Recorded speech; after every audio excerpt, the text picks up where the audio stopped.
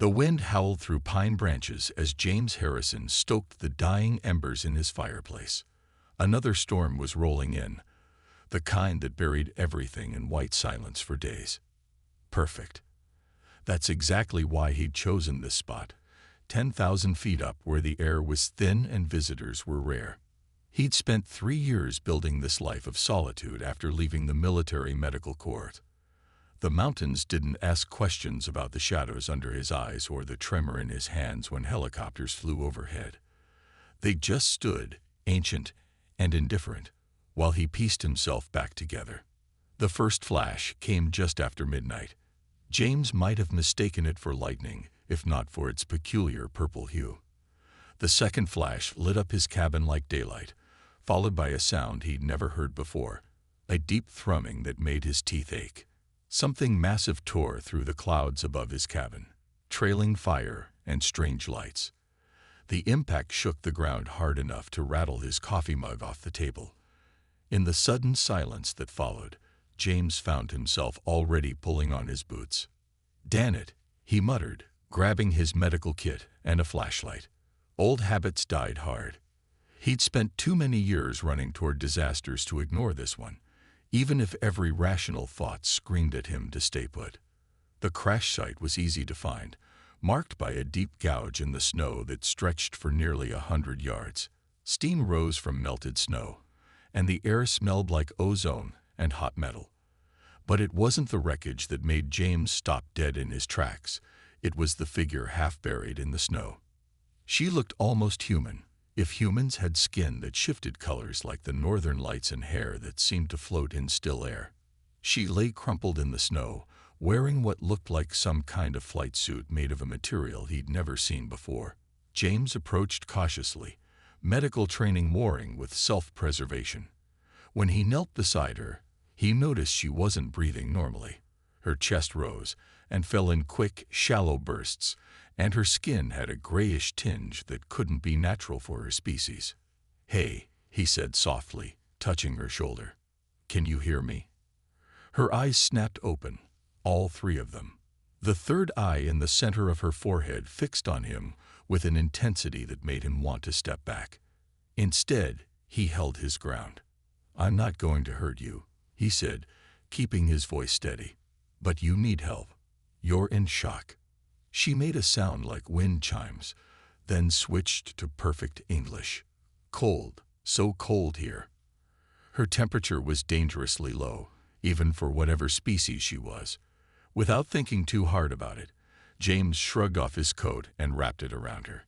"I have a cabin nearby. Can you walk?" She tried to stand but collapsed against him. Her weight was surprisingly light, like holding a child. Making a decision he hoped he wouldn't regret, James lifted her into his arms. "My name is James," he said as he carried her through the deepening snow. "I'm a medic, or was." "Thanet," she whispered, then seemed to lose consciousness. Inside the cabin, James laid her on the couch near the fire and began assessing her injuries. Besides the hypothermia, she had several deep cuts that leaked a silvery fluid he assumed was blood. Her pulse was erratic but strong, beating in a pattern of 3 that felt alien under his fingers.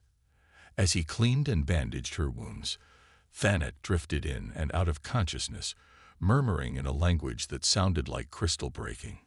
James worked methodically, falling back on his training to avoid thinking too hard about the fact that he was treating an actual alien in his living room. By dawn, her color had improved, shifting from gray to a deep indigo that seemed to pulse with tiny points of light. James sat back in his chair, exhausted but unable to sleep. He kept expecting black helicopters to appear over the mountain or men in hazmat suits to burst through his door. But there was only silence, broken occasionally by Thanet's crystalline murmuring and the crack of branches heavy with snow. James watched the sunrise paint the mountains gold and wondered what the hell he was going to do next. He'd left civilization because he couldn't trust himself around people anymore.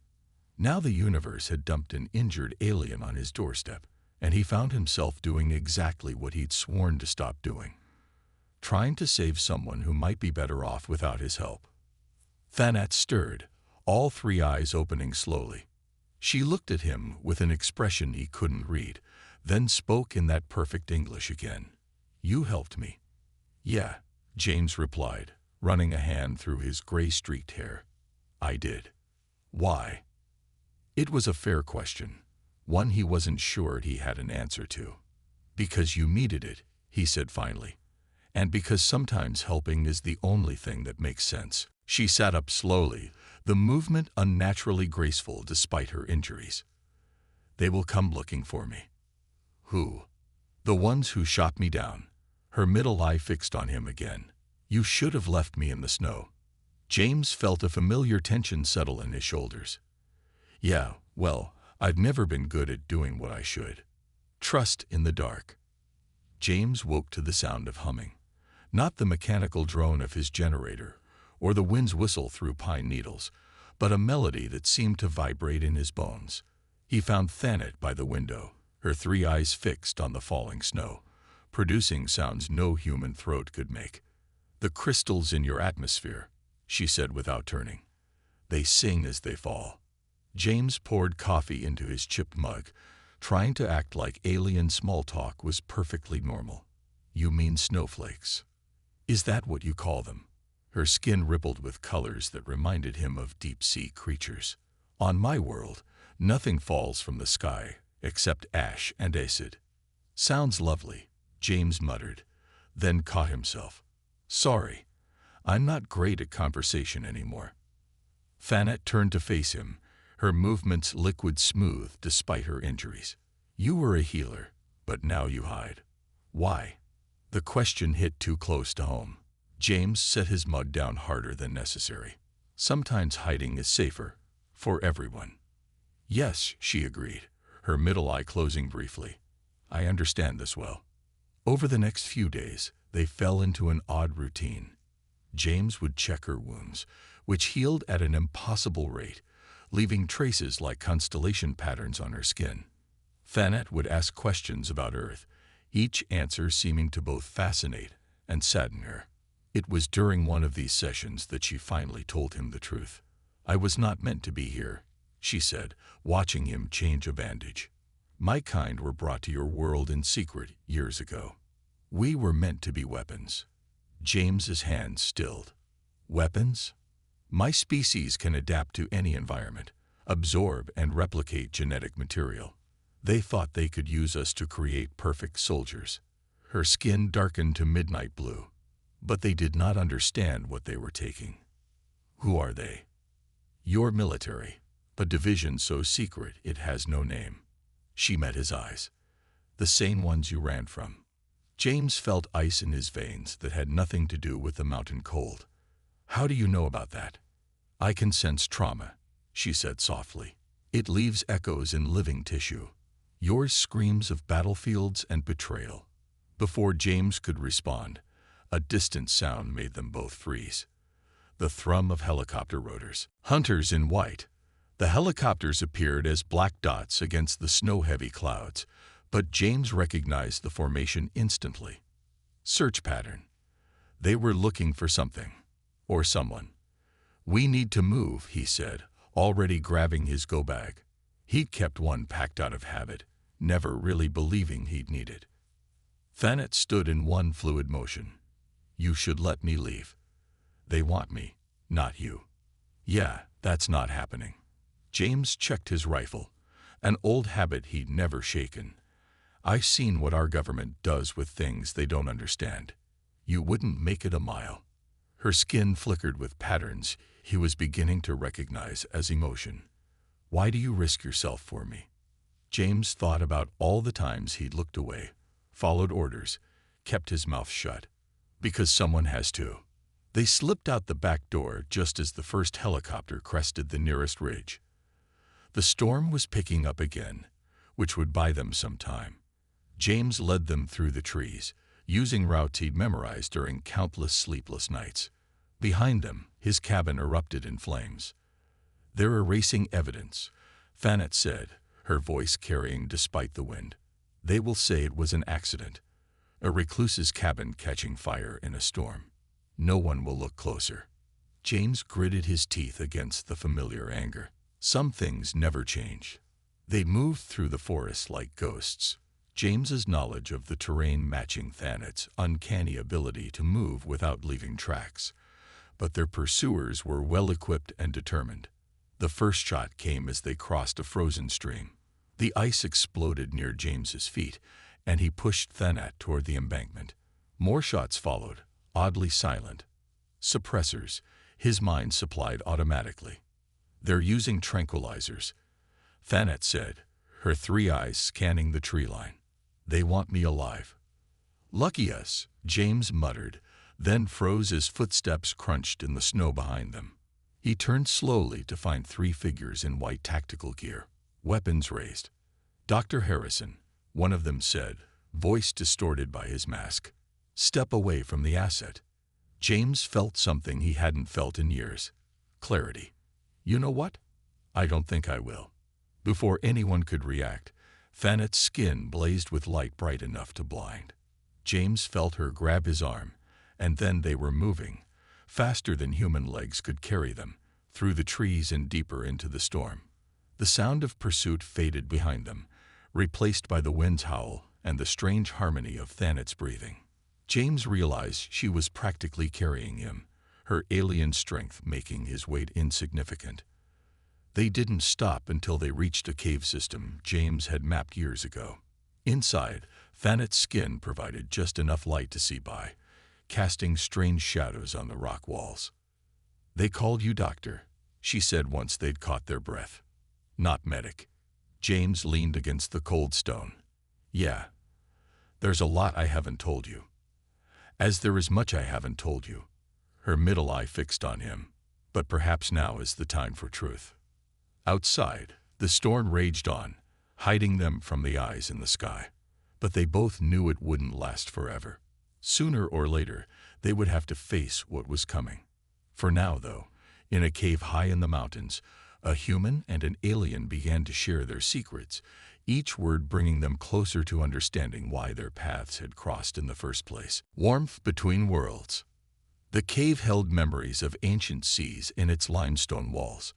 James ran his fingers over fossilized shells as he listened to Thanet's story, each word illuminating the darkness between them. "My people are empaths," she explained, her skin pulsing with bioluminescence. "We don't just sense emotions, we heal them. Mental trauma, psychological wounds, the scars that time cannot touch." James thought about the nightmares that had driven him to the mountains, the memories that still woke him sweating. "That's why they wanted you." "Yes, they believed they could weaponize our ability, turn healing into harm." Her three eyes dimmed. But they did not understand. Healing cannot exist without connection, without warmth. The way she said the last word made James look up. Her skin had taken on a rose-gold hue he'd never seen before. "When I found you," she continued, "I was drawn to your warmth. Not just physical heat, but the warmth within. The desire to heal despite your own wounds." "I'm not exactly what you'd call warm," James said, thinking of his self-imposed exile. "The years of pushing people away. Aren't you?" Thanet moved closer, her presence making the air tingle. "You saved an alien who crashed into your world. You risked everything to protect me. That requires great warmth." Before James could respond, she placed a hand over his heart. The contact sent waves of peace through his body, dissolving tensions he carried so long he'd forgotten they existed. "What are you doing?" he whispered. "Showing you what I see." Her skin rippled with colors he had no names for. "Your pain runs deep, James Harrison, but so does your capacity for healing." In that moment, shared between them in the cave's darkness, James felt something he thought he'd lost forever: hope. The moment shattered as explosions rocked the mountainside. Dawn of two suns. They emerged from the cave into chaos. Military helicopters circled overhead, spotlights cutting through the pre-dawn gloom. The storm had passed, leaving them exposed on the mountainside. "There's a research facility built into the mountain," James said, recognizing the tactical pattern of the search teams. "That's where they kept you." Thanet's skin had gone slate gray. "Yes. But it's more than that. There are others like me there, trapped, suffering. James checked his rifle, knowing it would be useless against military hardware. How many? 12. All younger than me, less able to resist. Her middle eye fixed on him. You don't have to come with me. James thought about all the times he'd looked away, all the wrongs he justified in the name of following orders. Yeah, I do. They moved like shadows through the trees, Thanet's abilities and James's knowledge of the terrain getting them past the first layers of security. The facility entrance was disguised as an old mining operation, but James recognized military-grade fortifications when he saw them. I can get us in, Thanet said, her skin beginning to shift. But you won't like how. Before James could ask what she meant, her form rippled and changed. Within seconds, he was looking at a perfect copy of one of the guards they'd seen earlier. Jesus, he breathed. Her smile, even on the guard's face, was unmistakably Thanet. Adaptation, remember. Now hold still. The sensation of her powers changing his appearance felt like static electricity over his skin. When it was done, they looked like any other patrol team. They walked right through the front door. Inside, the facility was a maze of sterile corridors and secured labs. James felt his medical training warring with his combat instincts as they passed rooms filled with equipment he recognized, and some he wished he didn't. They found the others in a sub-basement level. 11 shapes floating in tanks filled with pale blue liquid. The 12th tank was empty. Thanet's. They're in stasis, she said, her borrowed form flickering with emotion, waiting to be processed. Not anymore, James said, moving to the control panel. Years of medical training meant he could read the biomedical displays. We can wake them up, but it'll trigger every alarm in the building. Thanet placed her hand over his on the controls. Then let them come. The alarms screamed as the tanks began to drain. Security teams would be converging on their position, but James couldn't bring himself to care. For the first time in years, he was doing exactly what he should be doing. What happened next was chaos. The freed aliens, weak but angry, used their combined abilities to turn the facility's security against itself. Guards found themselves unable to distinguish friend from foe. Equipment malfunctioned in impossible ways. And through it all, James and Thanet fought back to back, her powers amplifying his combat training, his knowledge guiding her abilities. They made it to the surface just as dawn broke over the mountains. Behind them, the facility was in flames, its secrets burning away in the morning light. The freed aliens gathered around Thanet, their skin colors shifting in what James realized was their native form of communication. They're coming, she said finally, turning to him. My people. Real rescue this time.